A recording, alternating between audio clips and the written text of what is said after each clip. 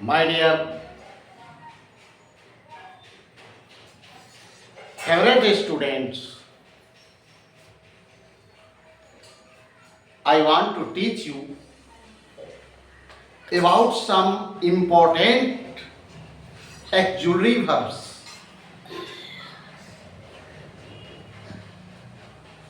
As for example, इस चीज को समझने के लिए हम कुछ फार्मूला के तौर पर हेल्पिंग वर्ब्स को अर्थ के साथ कि किस तरह का वाक्य रहेगा तो उसमें हम किस तरह के हेल्पिंग वर्ब्स का प्रयोग करेंगे, इसके बारे में अगर हम फार्मूले के तौर पर याद कर लेते हैं, समझ लेते हैं, तब हम आसानी से हम इसके बारे में हम लिख सकते हैं, सेंटेंस बना सकते हैं। जैसे अगर लास्ट में वाक्य के अंत में है, हूं, हो रहे तो इज, आर, एम का उपयोग करेंगे। जब वाक्य के अंत में था, थे, थी, रहे तो वाज, वेयर का प्रयोग करेंगे। जब वाक्य के अंत में गा, गे, गी रहे तो शैल बी का प्रयोग करेंगे। जब वाक्य के अंत में पास है रहे तो हैज, हैव का प्रयोग करेंगे। जब वाक्य के अंत में पास था रहे तो हैड का प्रयोग करेंगे। अगर अंत में चाहिए तो शुड का प्रयोग, अवश्य चाहिए तो मस्ट का प्रयोग, सकना, कैन या मे का प्रयोग, सका, कुड या माइट का प्रयोग। कहीं कहीं 3 है, कहीं 2 है, तो किसमें इज होगा, किसमें आर होगा और किसमें एम होगा, इसके बारे में मैं अगले वीडियो में बताया हूं। तो उसको एक बार देख लेने के बाद आसानी से हम इज, आर, एम का प्रयोग कर सकते हैं, किसके साथ कौन चीज का प्रयोग करेंगे। तो और अगर हम जानते हैं कि है, हूं, हो रहे तो इज, आर, एम का प्रयोग करेंगे। जैसे मैं तैयार हूं, तो मैं तैयार हूं, आई के साथ एम का प्रयोग होता है, आई एम रेडी। अब तुम नटखट हो, यू आर नटी। वह बीमार है, ही इज इल, और सी इज इल भी कह सकते हैं, क्योंकि वो वह से पता ये नहीं चल रहा है कि लड़का है। मैं तैयार था, तब ये वाला होगा, ऊपर वाला नहीं। I was ready. हम लोग तैयार थे, तो वी वर रेडी। मैं जाऊंगा, आई शैल गो। अब तुम आओगे, यू विल कम। पास है तो हैज, हैव। अब इस दोनों में से जैसे मेरे पास एक सेब है तो आई हैव एन एप्पल, और मोहन के पास एक कलम है तो मोहन हैज ए पेन। मेरे पास एक गाय थी तो पास था रहे या पास थी रहे, हैड का ही प्रयोग करेंगे। तो मेरे पास एक गाय थी, आई हैड एक काउ। अगर चाहिए रहे तो शुड का प्रयोग करेंगे। मुझे जाना चाहिए, आई शुड गो।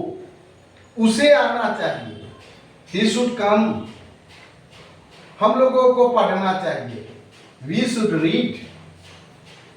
अगर अवश्य चाहिए तो मस्ट का प्रयोग करेंगे। तुम्हें अवश्य आना चाहिए, यू मस्ट कम।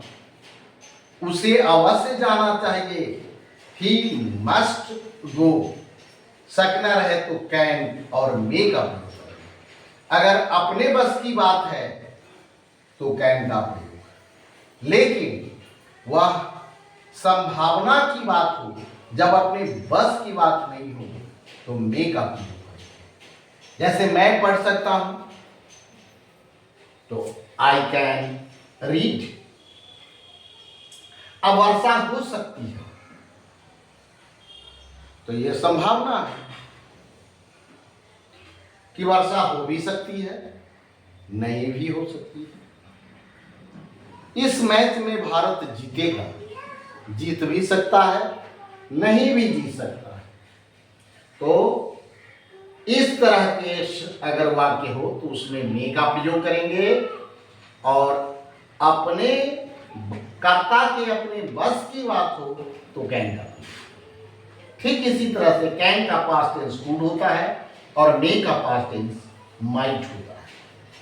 जैसे मैं नहीं जा सका, आई कुड नॉट गो, तुम नहीं आ सके, यू कुड नॉट कम, हम लोग पढ़ सके, वी कुड रीड। और उसी तरह से हम जैसे हम इसमें सेंटेंस बना करके बताए, उसी तरह से हम इसमें सेंटेंस बना करके दिखाए हुए कि मैं तैयार हूं, आई एम रेडी। मैं गरीब था, आई वाज पुअर, क्योंकि इसमें हूं है तो ऊपर वाला, था है तो था थी वाला, और गा है तो गागेगी वाला। मैं जाऊंगा, आई शैल गो। मेरे पास एक सेब है, तब पास है वाला नियम से आएंगे, आई हैव एन एप्पल। उसके पास एक गाय है, तो पास है हो गया है, जे है वाला है। तो उसके पास लड़का है या लड़की है, इसका पता नहीं चल रहा है, इसलिए ही भी हम कह सकते हैं और सी भी कह सकते हैं। He has a cow, she has a cow. तुम्हारे पास एक मोबाइल था, तब पास था ये नियम से चलेंगे। तो तुम्हारे पास एक मोबाइल था, यू हैड ए मोबाइल। हम लोगों को पढ़ना चाहिए, तो चाहिए वाला नियम से आएंगे। तो वी शुड रीड, उन लोगों को अवश्य आना चाहिए। तो अवश्य चाहिए में मस्ट का प्रयोग करते हैं, तो उन लोगों का हो जाएगा दे मस्ट कम। मैं जा सकता हूं, आई कैन गो। तुम आ सकते हो, यू कैन कम। तुम नहीं आ सका, यू कुड नॉट कम।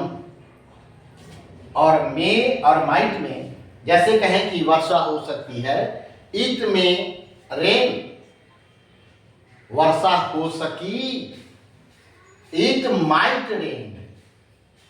इस तरह से हम देखते हैं कि ये हमारा फार्मूला है, और इस फार्मूले को याद करने के बाद आसानी से हम इस तरह के सेंटेंस बना सकते हैं।